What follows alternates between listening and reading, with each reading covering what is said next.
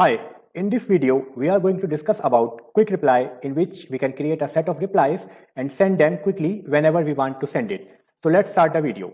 So this is our WhatsApp web and I have installed Eazybe extension inside it. So where is our quick reply option? You can see this is our quick reply option.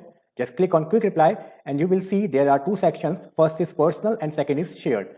So personal quick replies are those quick replies which is visible to only us. And shared quick replies are those quick replies which can be shared with other people of our organization. So how to make a quick reply? For example, let's create a personal quick reply. We just have to click on add, write the name of the message. Suppose this is hi message and we have to write the whole message which we want to send. Suppose good morning, how are you? Suppose this is our message. If we want to attach something, we can also do that. If we don't want, just click on create. So you can see our hi message will be created.